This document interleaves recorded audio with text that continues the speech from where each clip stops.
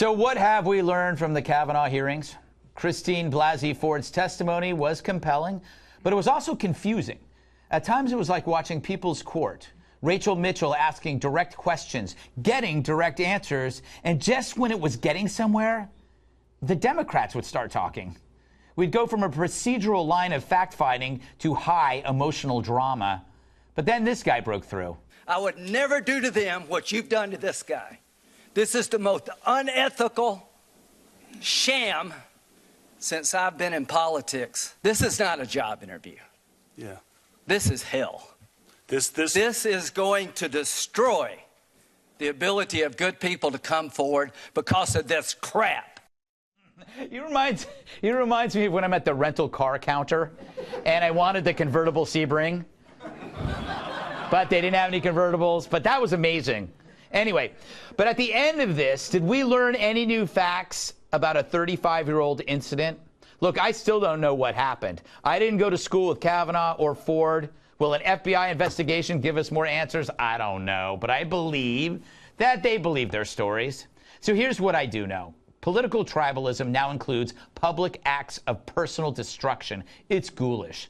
The Democrats could have avoided this show trial by acting immediately when they first got the letter instead of sitting on it, which led to a twisted circus that ruined reputations, humiliated victims, and their families. The lesson in politics, collateral damage, is now totally acceptable. Who cares if you destroy a family or two? You still block that seat. Good for you. We looked hard to find a group of people more civil than the hearings. Here's what we found.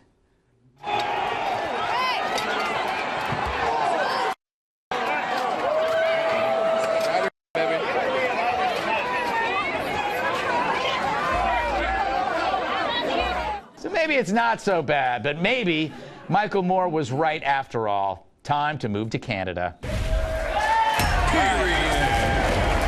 What are your thoughts about the hearings in general? Obviously, they're doing a week-long FBI investigation. General thoughts on this, Madison, as a lawyer?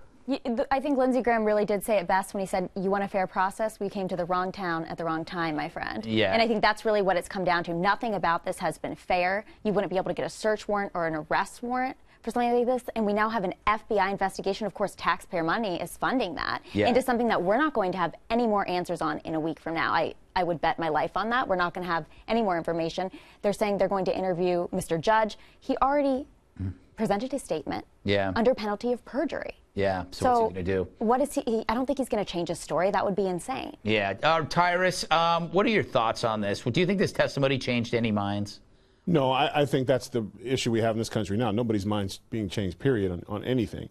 And I don't think either way, both people were credible. I think the crime is that they just happen to be involved with our Senate. I think that's the issue. I think that's the issue. I think that if never there was a time now for term limits on the Senate, it is now. The fact whether you're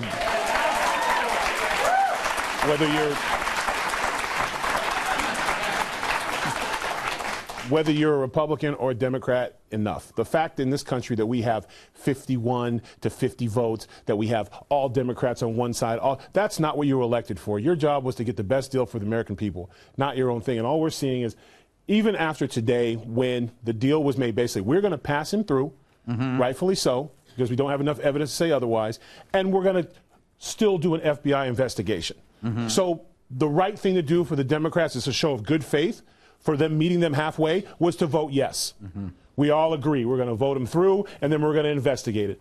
That would have been a message to the American people, like, these guys get it. But no, that's not what they really want. Because it's not about that. It's the civil war in the Senate that we all have to deal with. It has nothing to do with whether this woman was assaulted or not. That's why they won't commit to one side or the other. We believe both people, but I have to say no. I believe both, but I have to say yes.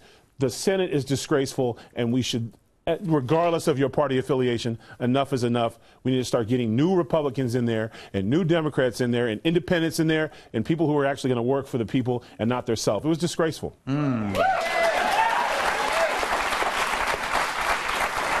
Kat, what are your thoughts on this? My thoughts? Yes.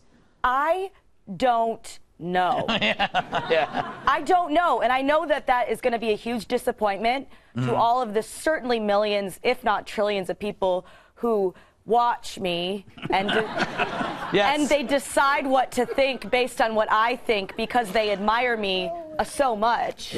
Oh, I've seen it. Yeah. I've so seen it. I hate, but I really just don't. I don't know. Yeah. I wasn't there. I don't know. Yes. I wander. Do you know, Kat? Same as last week. I feel like I'm wandering around in a forest, and I see all these people on both sides who claim to know for sure, and they're so raw about it on both sides. And I think that a lot of people are deciding based on partisanship. They're not deciding based on the facts, because based on the facts, how could you know? No one will ever know. No one will ever know. And I'm telling you, the one thing I've learned, Charlie, is that the nature of memory is imperfect. And we're talking. I do believe that they believe their stories, and both stories are probably flawed. But I don't know. To echo Kat, but I do think that the progress that we're making is in the area of understanding memory over time, that we have to start thinking about, like, what is true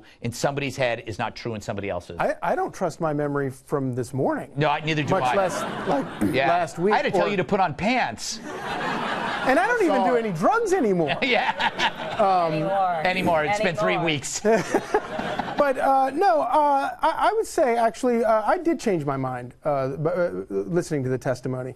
Going in, I thought that Dr. Ford was a political, I thought she was politically motivated. I thought she was trying to take out this guy and doing everything that she could to just, because, you know, the first time she ever uttered his name to anybody was after he'd been floated as a potential Supreme Court nominee. Listening to her testimony, I found it riveting, and I found her totally believable, and I came away thinking, my goodness, obviously this woman is not what I thought she was.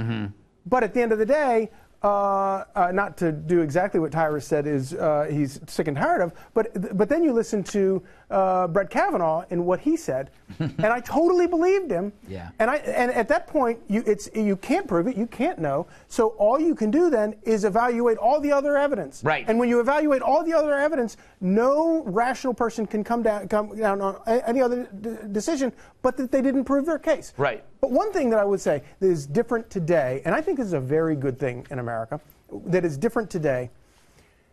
30 years ago, or 20 years ago, Bill Clinton would have sent his war dogs out to call her trailer trash and say that, oh yeah, you can get anybody to say anything if you just drag a $20 bill through a trailer park. That's not acceptable now. Yeah. And this woman was, whether you Republican, Democrat, by and large, you can't find a single person on the Republican side who trashed her or did anything but said, we want to hear her out. And it was totally respectful. And that is a tremendous improvement over the Clinton years when Paula Jones was called trailer trash. Right. And a liar. Did you want to? I have a question, Greg. You never get asked questions, but I have a question for you besides the fact you're always negative to me on the monologues, but forget that. Is it possible, because it always goes back to the leak for me real quick. Yeah. Is it possible that Feinstein sat on this because she didn't think it had enough credibility? Feinstein is denying that she leaked it. She then looked to her staff, and the staff said, we didn't do it, but we don't know that. And so she seems to be saying that maybe the victim leaked it, so she's throwing the victim under the bus. It's all a mess, but we got to move on.